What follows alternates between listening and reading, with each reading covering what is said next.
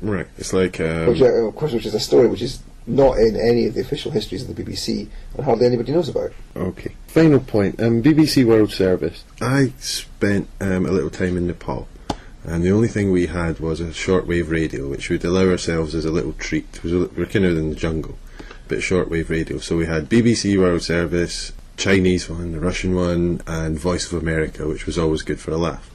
Can be what we put on for comedy, where they have their hard-hitting news debate on Voice of America. You know, why is Jesus so popular? Well, I think, you know, and that's the debate. But BBC World Service, where do you think that comes into it? Because they make a big play of in each country there's locals employed. Is it only locals employed that are guaranteed to say the right thing, or is there certain levels of editorial independence that don't exist in Britain?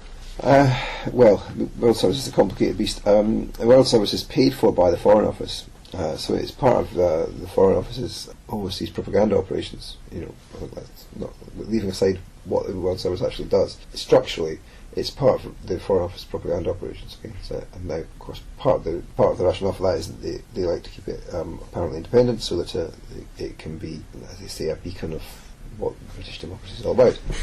So, but it comes out of the propaganda budget, and so it is part of that operation. But on the other hand, the World Service has historically been able to more properly represent countries overseas than the BBC internally. So you were able to say things on the World Service about Nepal or about Kenya or Malaysia or Argentina, which you couldn't say in Britain. Partly because there were country specialists there, partly because the politicians here didn't hear it and therefore didn't complain about it, and partly because they needed to be a little bit more dispassionate, otherwise no one would listen to it. And they used to have a separate policy on how they would discuss, for example, political violence. So the BBC internally in Britain in the 80s had a policy that terrorism was an acceptable term to use in some circumstances, whereas the World Service had a policy that it wasn't okay to use. They wouldn't use it.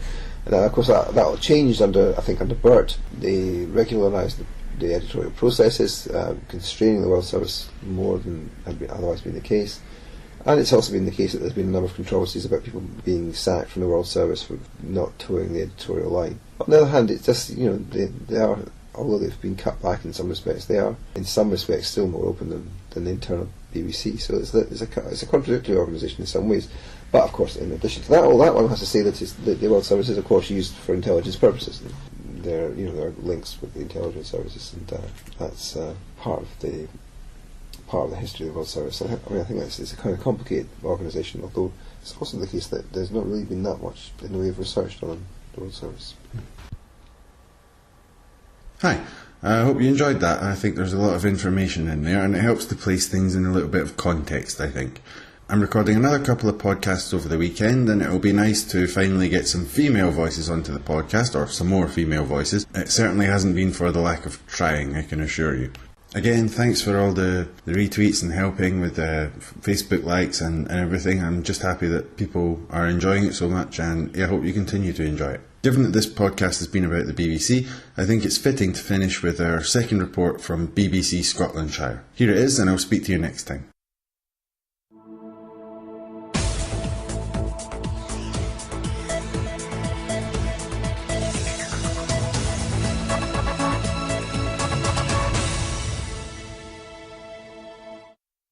Good day, and welcome to the news from BBC Scotlandshire, coming to you today from a toilet block at Atlantic Quay, due to a recent 100% cut in our licence funding.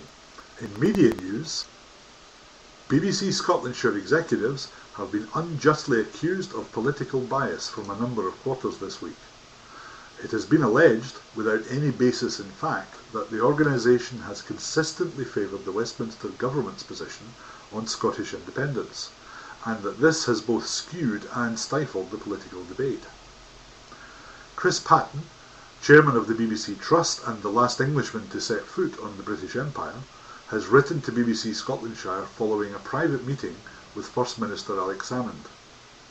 Mr Patten insists that steps are taken immediately in order to remove any impression of bias in the news reporting of the organisation.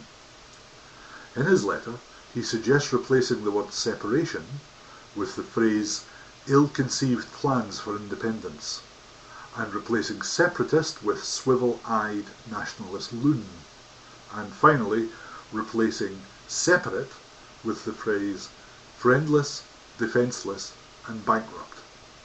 He also insisted that reader comments be restored forthwith.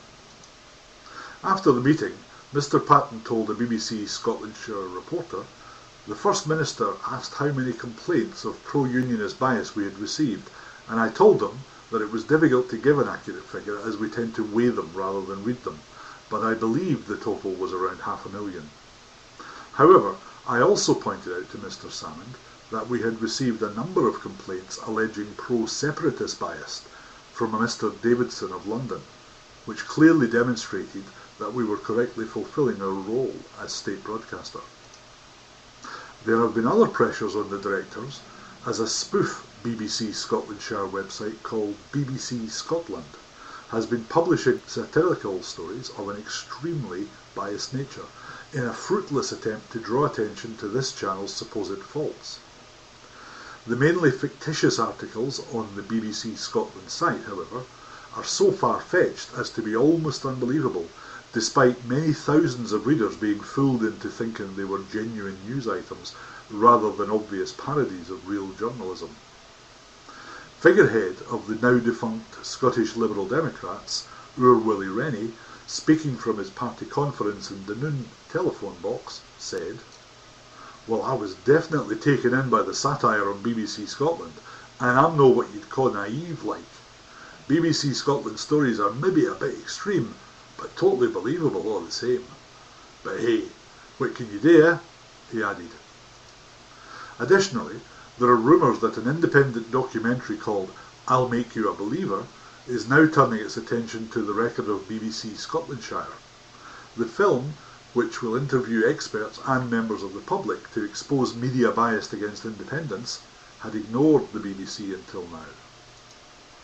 However, insiders now say that the production is considering refocusing on the BBC in the light of recent remarks made by a notorious Labour MP. Chairman of the Scottish Affairs Committee of Scotland-Hating Individuals for a Tory England, Ian Davidson MP, told BBC Scotlandshire, "That wee film's still going, is it? I thought we'd shut these separatist agitators down. That's why I went on to Newsnat Scotland and gied that Fraser bird a right doing. And now you tell me the bastards are still at it. They buggers must have changed tactics on us, and there's me none the wiser. Aye, well, me and my selected committee'll soon see about that all right," he added. Interim Scottish Labour leader Joanne Lamont was unavailable for comment. Cities are full of criminals, all of them are black. They'll shoot you for your shoes or to get a little crack. But the police are protecting us, locking up these thugs, making us all safer by being tough on drugs. There was a truck bomb in Baghdad, blew up the UN. These fanatics do not have a care for innocent women and men. They don't like civilization, it's just destruction that they crave. There is no rhyme or reason for the way that they behave. It's hard to believe, but I know it's true. I saw it on the evening news. There's a war on in Colombia, and it's all about cocaine. The FARC is running drugs from Mexico to Maine. It's an ugly situation, but soon it will be whipped.